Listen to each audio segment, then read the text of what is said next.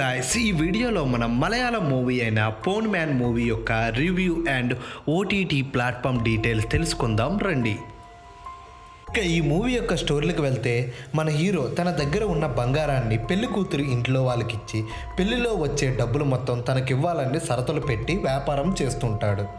కానీ ఒక కుటుంబానికి 25 సవర్ల బంగారం ఇవ్వగా కేవలం 13 సవర్ల బంగారమే తిరిగి చెల్లిస్తారు. మిగిలిన 12 సవర్ల బంగారం కోసం మన హీరో ఆ ఫ్యామిలీతో గొడవ పడతాడు.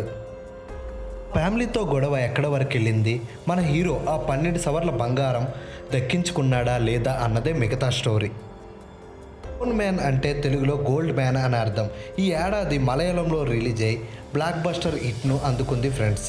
అయితే ఈ మూవీ యొక్క ఓటీటీ రైట్స్ను ప్రముఖ ఓటీటీ ప్లాట్ఫామ్ అయిన జియో హాట్స్టార్ దక్కించుకుని మార్చి 14 నుంచి ఓటీటీలో స్ట్రీమింగ్ చేస్తుంది ఫ్రెండ్స్. అయితే ఇలాంటి మలయాళం మూవీస్ యొక్క ఓటీటీ అప్డేట్స్ తెలుసుకోవాలంటే వెంటనే మన ఛానల్ని లైక్ చేసి షేర్ చేసి సబ్స్క్రైబ్ చేయండి ఫ్రెండ్స్.